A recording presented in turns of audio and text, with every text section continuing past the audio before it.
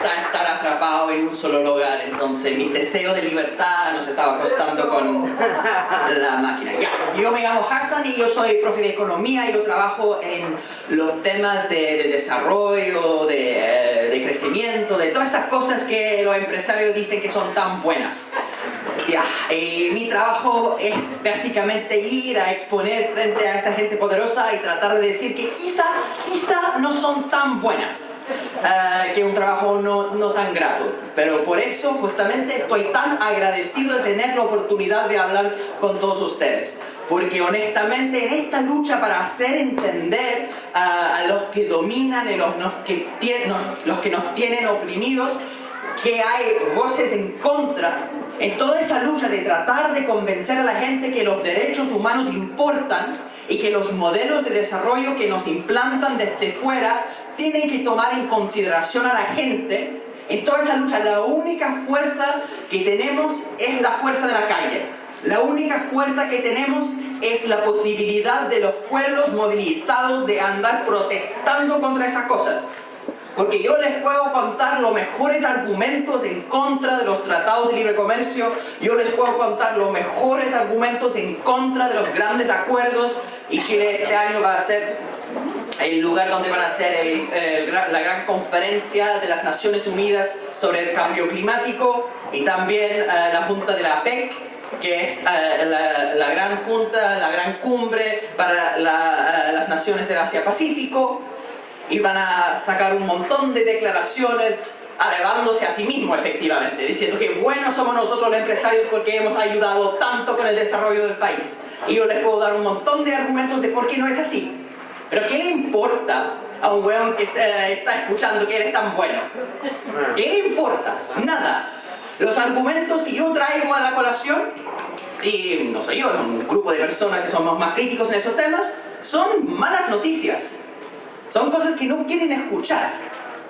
Y a mí no me van a escuchar, no van a escuchar a ninguna persona que pone los argumentos críticos, salvo en el caso que hay una tremenda movilización de todos nosotros, de los ciudadanos afectados por esas cosas. ¿Ya? Entonces el trabajo colectivo, el trabajo en conjunto, como yo escuché que alguien comentó antes, lo bueno que es juntar todas esas luchas, juntar todas esas quejas, esas críticas contra el modelo imperante. ¿Ya? Eso es tan importante porque la única forma de hacer que los que arriba cambien es a través de esa fuerza. Entonces, muchas gracias por la invitación. Ya, yo quería hablar rápidamente de un par de cosas que está pasando en Chile, principalmente del tema de la APEC, que esta cumbre del Asia-Pacífico y del esfuerzo que está haciendo el gobierno para firmar el famoso TPP-11, o sea, el Tratado Transpacífico, que quieren firmar antes del comienzo de la cumbre de APEC, para que Piñera pueda llegar diciendo, mira, que Chile es un país modelo, que ha firmado este tratado que va a normar el comercio internacional, que va a traer a nivel internacional los tiempos mejores. Linda la historia. Y claro, por eso están tan preocupados por la posibilidad de protestas, porque no quieren que nadie interrumpa ese discurso del éxito y del triunfo de ese modelo. Entonces, lo que es crucial acá es empezar a decir que cosas como el TPP-11 no son cosas que ayudan ni a Chile ni al mundo entero. La COP25, que es la otra cumbre que van a hacer en Chile al mismo tiempo, que es un intento de parte de las Naciones Unidas de controlar el cambio climático, tratar de poner ciertas limitaciones. En teoría es un gran acuerdo, sabemos que es un gran acuerdo porque Estados Unidos está en contra. Ya salió y está haciendo todo lo posible para hacer sabotaje en contra del Acuerdo de París, el acuerdo contra el cambio climático. El problema es que Piñera llega para ser el líder de todo este proceso, diciendo que es tan bueno, que Chile es un país responsable, como anunció que van a cerrar termoeléctricas, ¿cierto? Termoeléctricas a carbón, que van a cerrar en Chile en 30 años más. Pero, curiosamente, el momento cuando termina la vida útil de esas plantas. Entonces están anunciando con bombas y platillos que van a cerrar cosas que se van a cerrar de todas formas. Es un gran triunfo, una gran celebración de cosas falsas. Hay una contradicción entre llegar a decir nosotros sí apoyamos los acuerdos en contra del cambio climático, que queremos la regulación responsable de la industria para reducir las emisiones, y a renglón seguido decir para celebrar eso vamos a firmar acuerdos como el TPP-11, que lo que hacen es impedir la posibilidad de hacer más regulaciones, más control para las industrias contaminantes. ¿Ya? No quiero aburrirles con los detalles, pero creo que yo que escuché un par de personas que están en esas luchas locales acá, quería hablar un poco del vínculo entre los problemas medioambientales, los problemas de agua y tratados como el Tratado Transpacífico. Por ejemplo, tenemos, como todos sabemos, una crisis profunda con el abastecimiento de agua en Chile, ¿cierto? ¿Ya? Petorca está sin agua, y si uno mira todos los estudios científicos, que el problema de Petorca se va a generalizar. Eso lo sabemos porque las mismas empresas que están planificando el traslado de las industrias agrícolas más al sur. ¿Ya? Lo que está pasando con las salmoneras, ¿cierto? Donde están preparando para ir a Magallanes. Mientras tenemos cambio climático, la respuesta cortoplacista de simplemente mantener las altas utilidades de los empresarios es bajar a la parte donde por el cambio climático vamos a tener suficiente calor para entonces hacer agricultura. La única forma de enfrentar el problema de agua en Chile es a través de un cambio legal. El Código de Aguas en este momento lo que hace es privatizar el agua, ¿cierto? Lo que tienen son los famosos DAA, los derechos de aprovechamiento de aguas. Y eso el gobierno ha entregado de forma gratuita a los empresarios que lo piden. Entonces tenemos un problema ahí, que eso no es libre mercado, eso es un caos de privatización con mucha especulación. Si uno pregunta a la dirección... Gracias. Si uno pregunta a la Dirección General de Aguas, que son los encargados de regular todo este sistema, entonces uno pregunta, ¿quiénes son los dueños del agua en Chile? Y que una pregunta fácil. Bueno, los empresarios, ya está bien, el 1% de los más ricos, las transnacionales, etcétera, etcétera. Pero uno supone que un gobierno tiene la información acerca de quiénes específicamente son los dueños del agua. Y no es así. El catastro para ver quiénes tienen los DAA está recién empezando ahora. Tenemos un tremendo problema en términos de la gente contratada para regular el tema del agua. De hecho, si estamos viendo todo el desastre en Osorno con la empresa ESAL, ¿qué dice Eduardo Vitrán, que fue uno de los ministros de la Concertación encargado de hacer la privatización de las sanitarias? Dice, son palabras de él, así como dicen los abogados, la confesión de partes, relevo pruebas. ¿Qué dice el mismo Vitrán, que es un gran defensor de la privatización de las sanitarias? El problema en Chile, dice él, es que no hemos podido cambiar el marco regulatorio que en este momento tiene un 7%, muy altos niveles de utilidades para las empresas y un problema con la capacidad regulatoria del Estado. Muy poca gente contratada para regular estos sistemas, para fiscalizar y controlar lo que están haciendo las empresas. ¿Y por qué pasó eso? Es la pregunta obvia. ¿Por qué la Concertación no hizo el cambio en el marco regulatorio si el mismo tipo que estuvo a cargo del proceso de privatización dice que es necesario aumentar la planta de gente encargada de fiscalización? Bueno, él estaba incómodo frente a la pregunta, pero finalmente responde sí. Hubo una captura de las instituciones de regulaciones por los grandes empresarios. Lo reconocen ellos. Es una realidad. La misma cosa pasa con el agua, a nivel de la Dirección General de Aguas, y el tema de quiénes son los dueños de eso. No tenemos un sistema regulatorio con ni siquiera el conocimiento mínimo para ver un manejo responsable de las aguas. ¿Qué tiene que ver todo eso con el tema que nos convoca, que es la resistencia contra la PEC y contra estos grandes cumbres? Cuento corto, es que cuando uno firma estos famosos tratados de libre comercio, que hoy en día son mucho más que tratados de libre comercio, porque no ven solamente la parte comercial, que es la parte de importar y exportar, sino que son también tratados sobre inversión internacional, la inversión extranjera directa. Y el tema con la inversión extranjera es que estos tratados dan garantías a nivel internacional para los dueños de inversiones.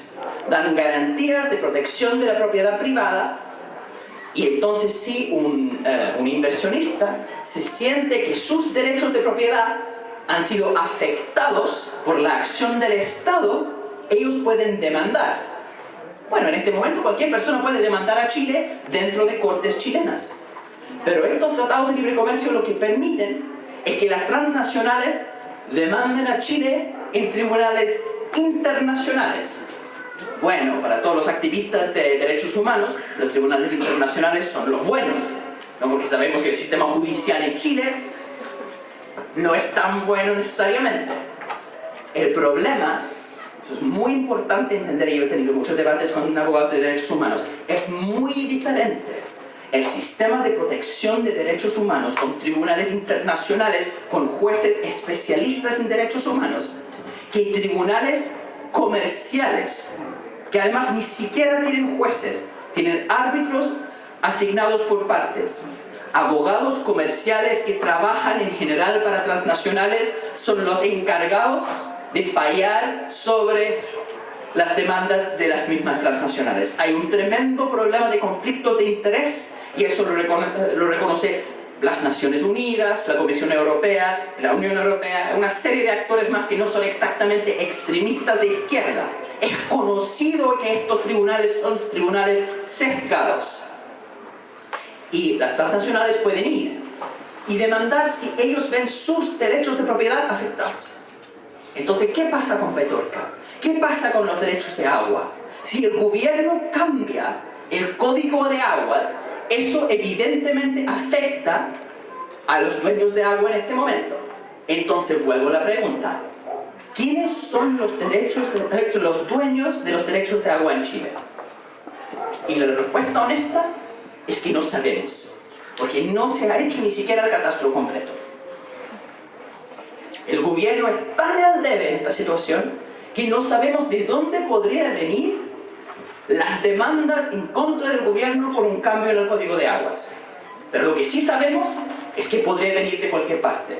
Cualquier dueño, cualquier inversionista extranjero podría demandar a Chile porque su derecho de aprovechamiento de agua, que es al final un derecho de propiedad privada, ha sido menoscabado por el cambio en el código.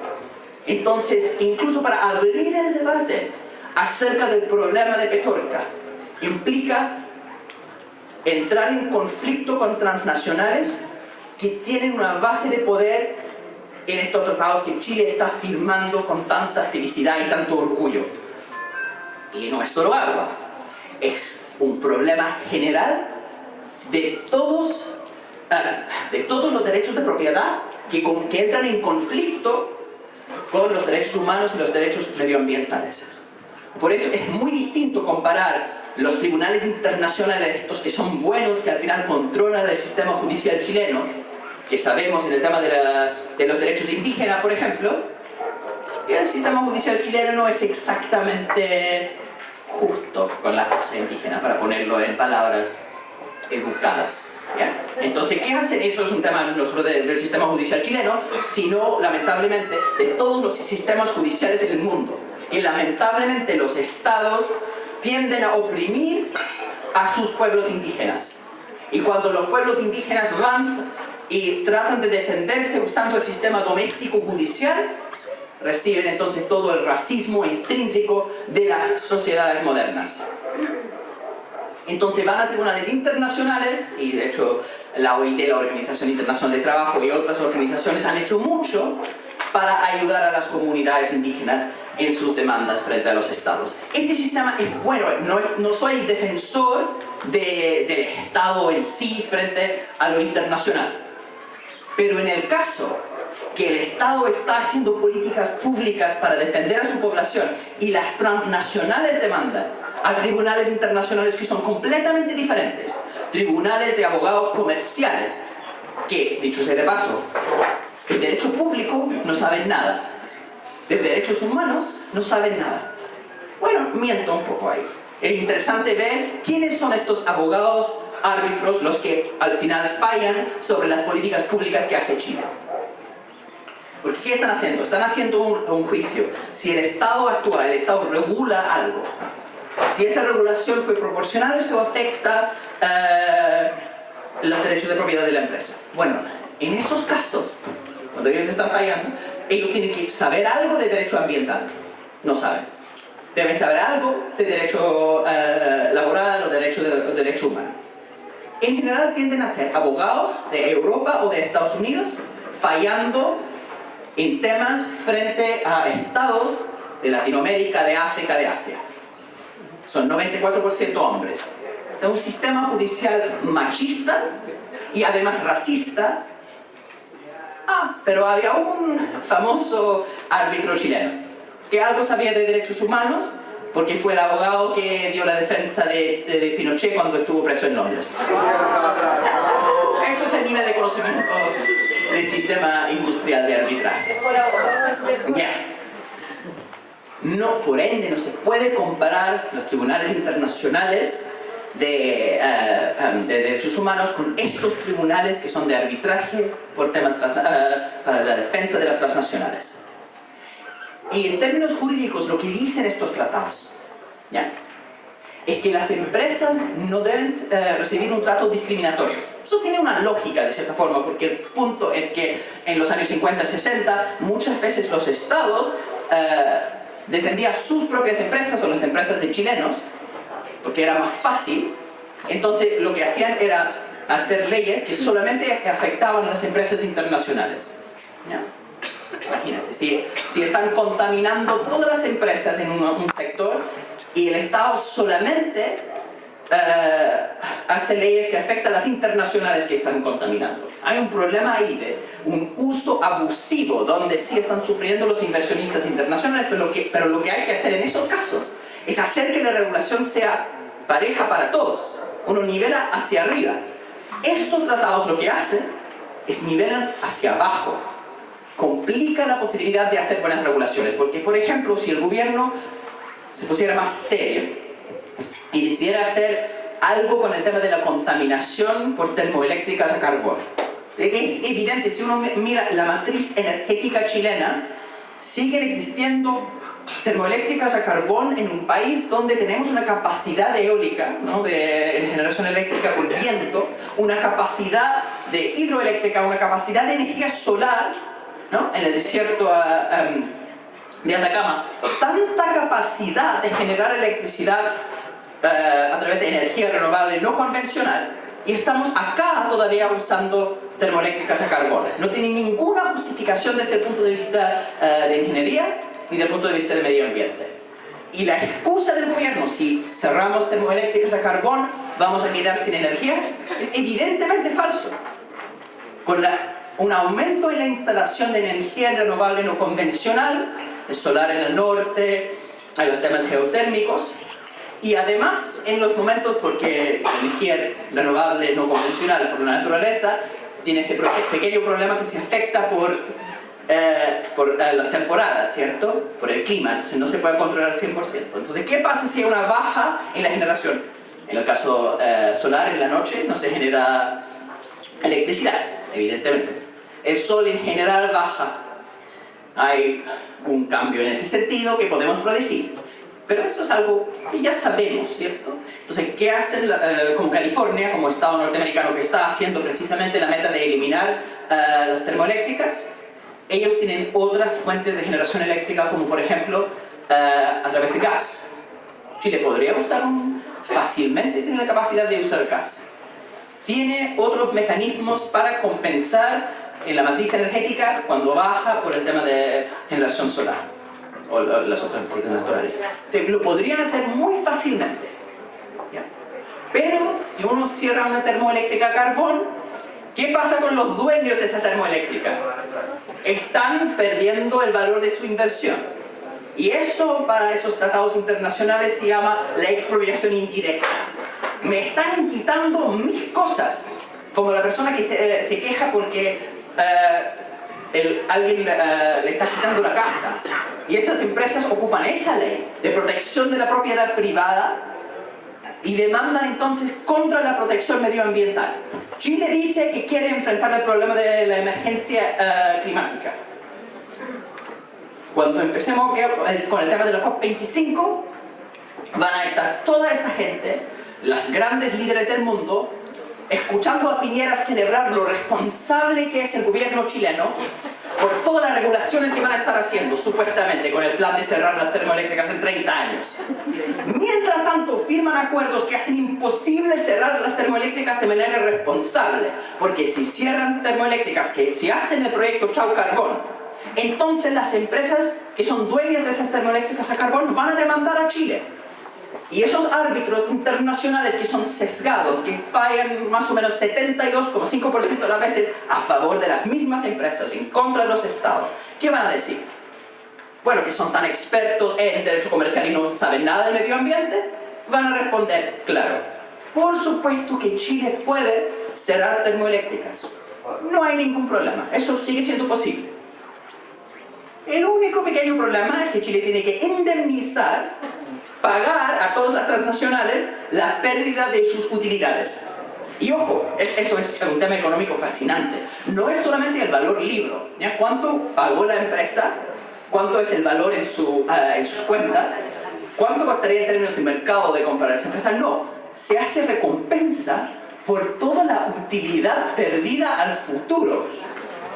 Por la plata que está perdiendo en este año, que podría perder en el futuro hasta siempre.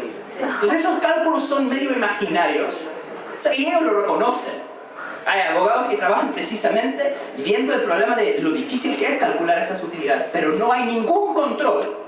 Los árbitros comerciales pueden poner entonces indemnizaciones de 5.000 millones de dólares, y lo han hecho en Ecuador,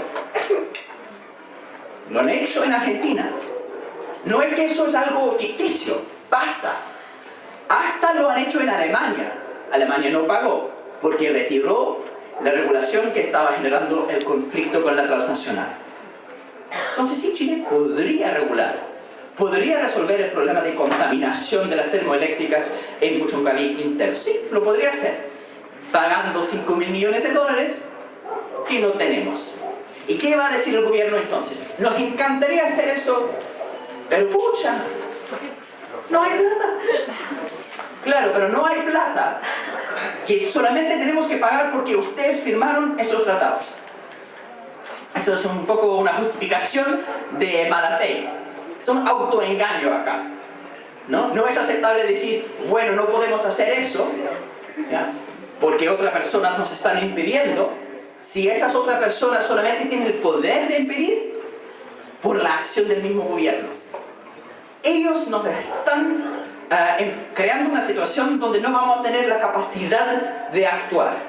Entonces, todas las peleas que tenemos acá, problemas del cambio de código de aguas, problemas de la contaminación de las termoeléctricas, todo el sistema de refinación de petróleo, todos estos temas enfrentan el gran problema que es la camisa de fuerza de los tratados internacionales con arbitraje internacional sesgado, comercial, sin ningún interés en los temas de derechos humanos y los temas medioambientales.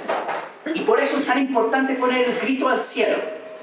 Es decir, que acá tenemos que ir en contra de estos tratados. Que no es, dicho sea de paso, salir de todos los tratados y nada más. Es renegociar las cláusulas que empoderan a de estos tribunales de arbitraje. ¿Qué se puede hacer? Dicho sea de paso, no es que estoy hablando de cosas que son extremistas e imposibles. Curiosamente, la Corte de Justicia Europea acaba de fallar que todos los tratados con este tipo de arbitraje entre países de la Unión Europea ya no corren. ¿Ya? Entonces tiene un sistema de cortes con jueces independientes. Imagínense que eso supuestamente es algo básico de un sistema con un Estado de Derecho.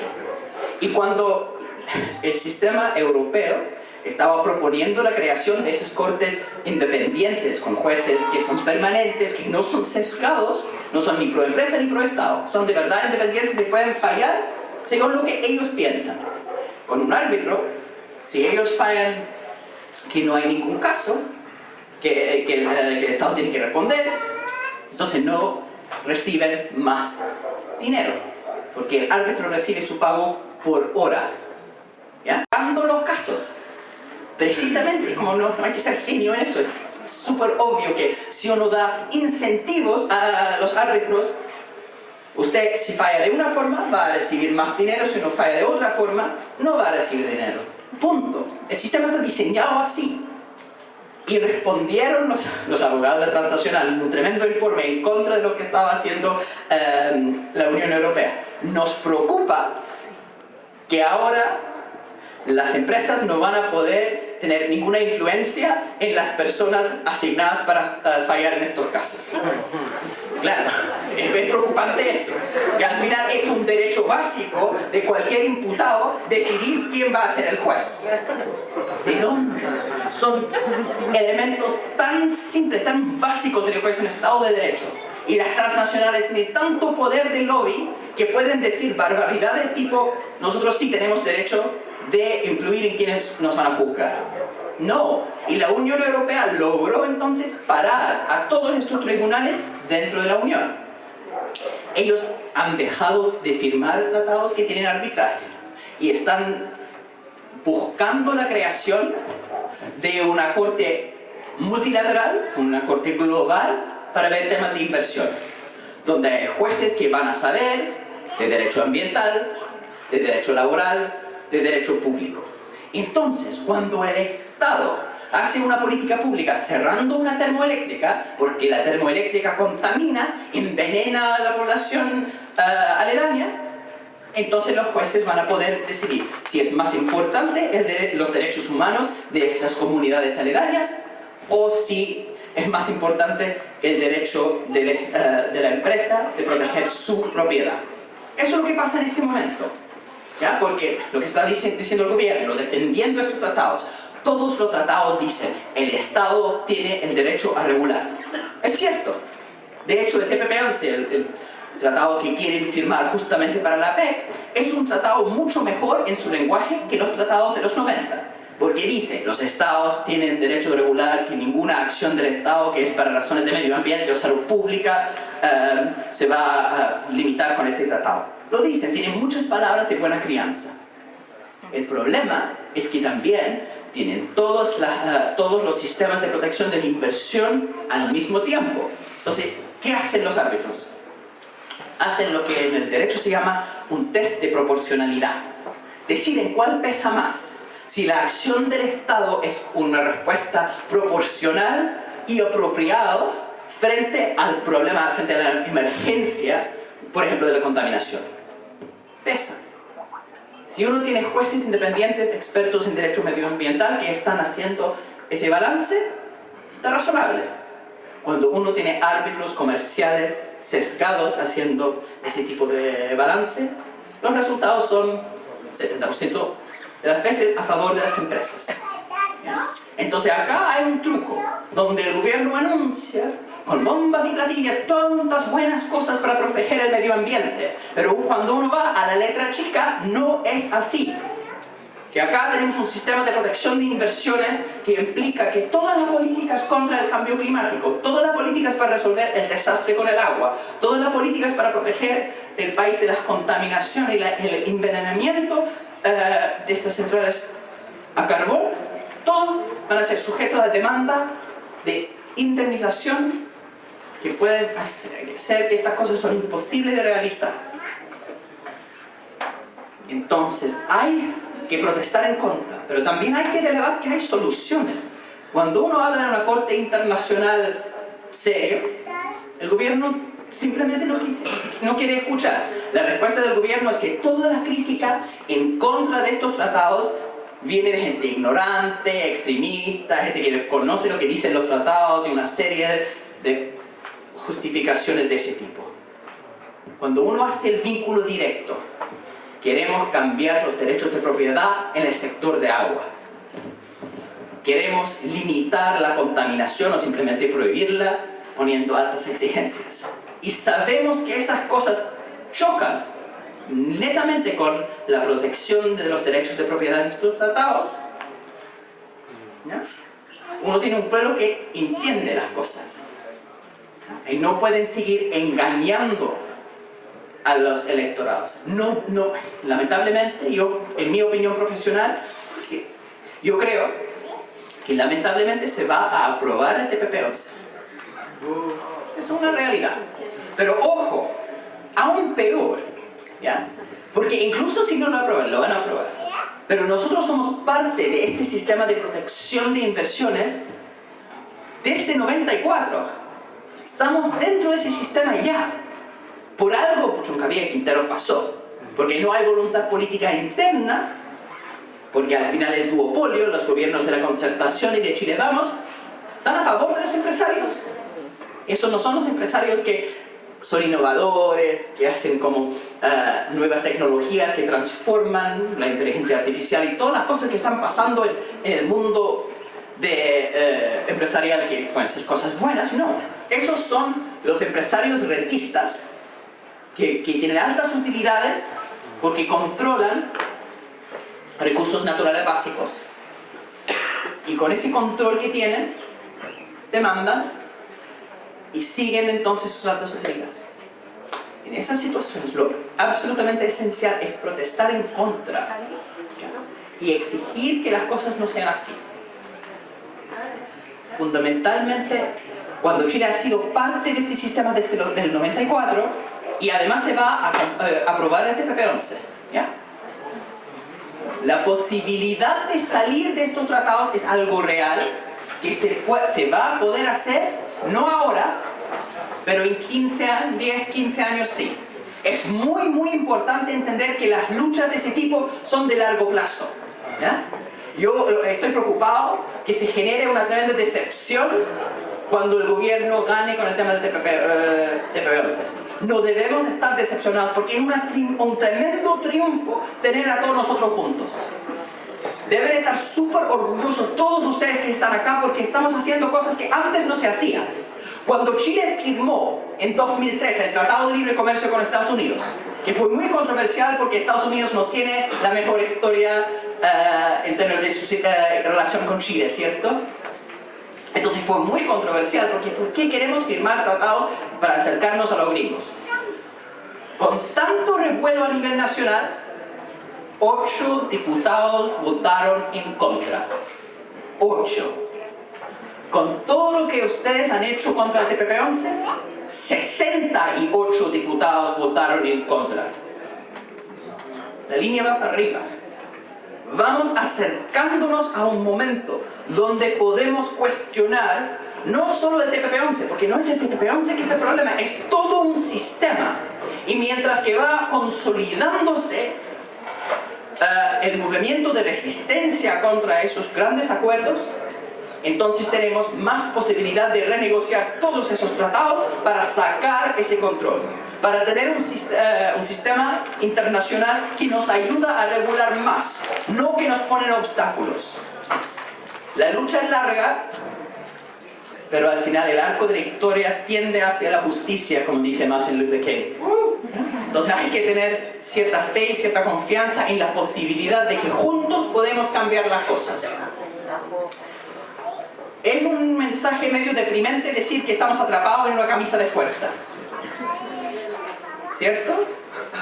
Pero ojo, que antes, si voy con la metáfora, Chile estaba sentadito así en una silla y ni siquiera se dio cuenta que tenía camisa de fuerza, porque cuando uno está sentado quietecito no pasa nada.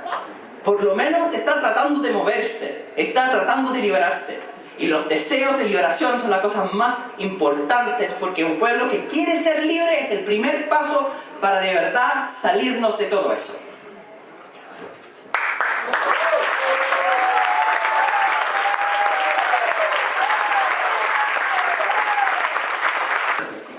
En términos de gas, tenemos una capacidad en este momento.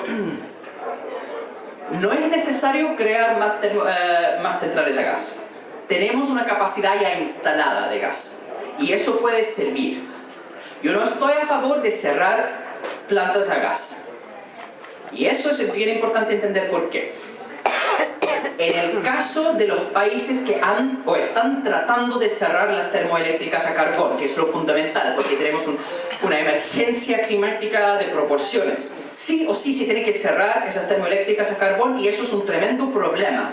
Al final acá no todos estamos convencidos de la importancia de eso, pero hay que entender que tenemos en contra de nosotros personas al final con unos intereses económicos de billetes muy fuertes. Hay gente a quienes no les importa este desastre. Entonces, si responsablemente uno va a cerrar esas termoeléctricas a carbón, uno tiene que dar una respuesta a cuál es la solución para esa baja. Ahí sí. Y uno tiene que hablar con la tecnología que existe en ese momento. La energía solar, por ejemplo. ¿Ya? El tema con la energía solar es que en la noche no hay sol.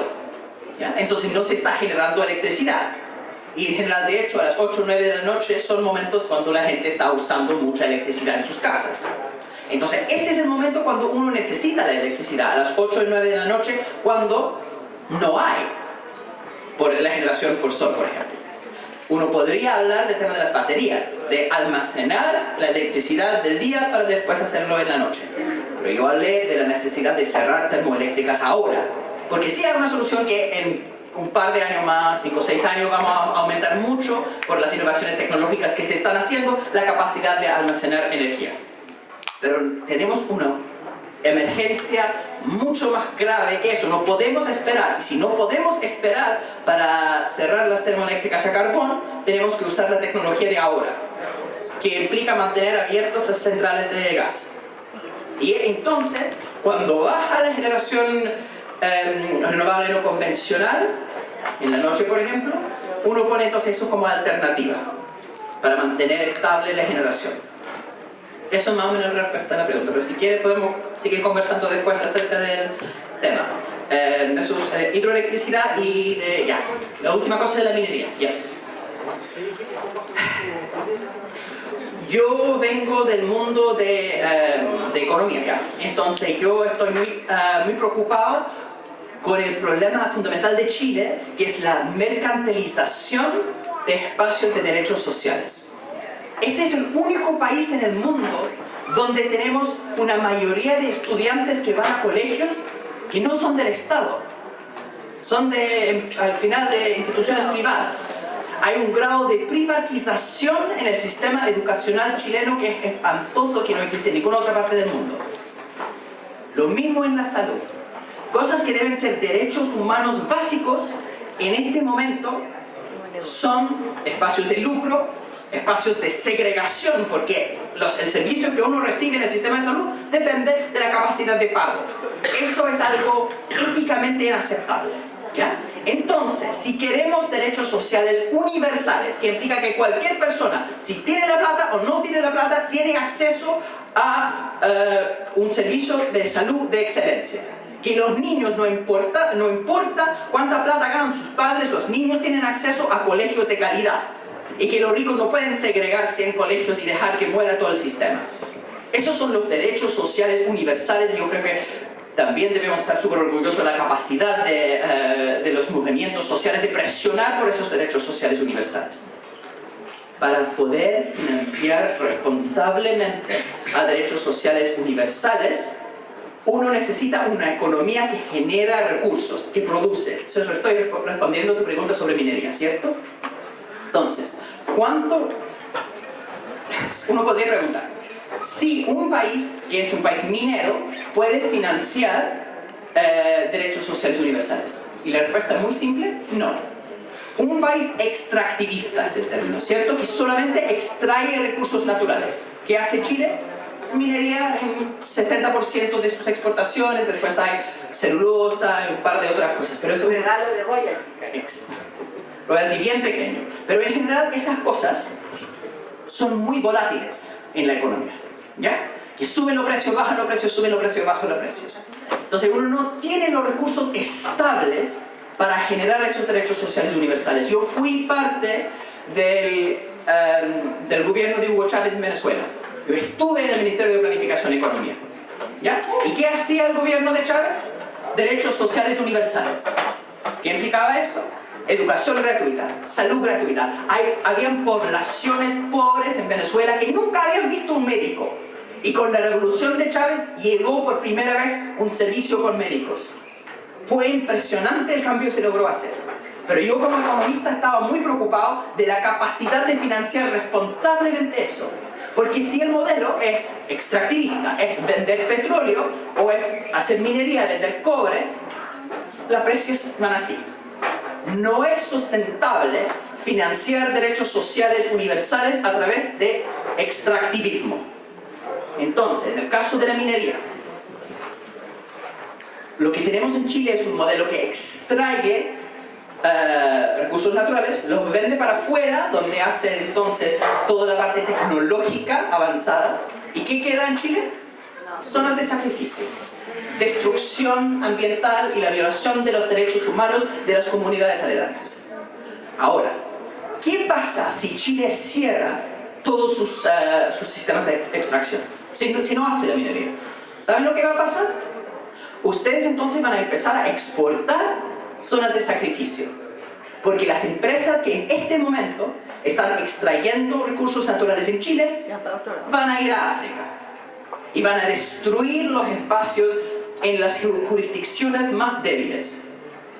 Donde no hay un Estado más fuerte, van a destruir las comunidades donde pueden. Entonces, pero justamente por eso hay otra cosa que se puede hacer. Se puede mantener las empresas que están en Chile, pero se puede hacer lo que se hace en Europa, que es la extracción con regulación, con sistemas de mitigación de daño que se produce. Se puede hacer eso, pero no se quiere. Es un mito que no se puede. ¿Quiénes dicen que no se puede? Quizás algunos muy radicales de los ambientalistas, pero el otro grupo que dice que no se puede son los mismos empresarios, porque es un engaño. ¿Quieren decir eso? Porque quieren justificar el hecho que no lo hacen. Un ejemplo súper básico de las salmoneras en Chile. La cantidad de toneladas de antibióticos que ocupan para producir salmón en Chile, ¿bien? Es 9 veces lo que la misma empresa ocupa en Noruega. ¿Por qué? Porque el Estado de Chile no controla. El problema no es culpar simplemente a la actividad minera, hay que culpar a los políticos chilenos, al sistema empresarial acá, que lo que está haciendo es cagar la población local. Se puede entonces hacer una regulación, se generan los recursos y de esa forma se puede financiar responsablemente los derechos sociales. ¿Cómo? A través de un sistema que no es extractivista, que no simplemente extrae recursos naturales, sino que ese es el valor agregado que hacen las cosas tecnológicas más avanzadas y eso trae más dinero de forma más estable. Entonces se puede financiar los derechos sociales y los derechos humanos y al mismo tiempo, eso es clave, uno puede proteger el medio ambiente. ¿Por qué? La contaminación que existe en países pobres es mucho peor que la contaminación que existe en países con más dinero. La diferencia entre la contaminación de Noruega por persona con la contaminación que se produce en Bangladesh. ¿Se entiende la diferencia?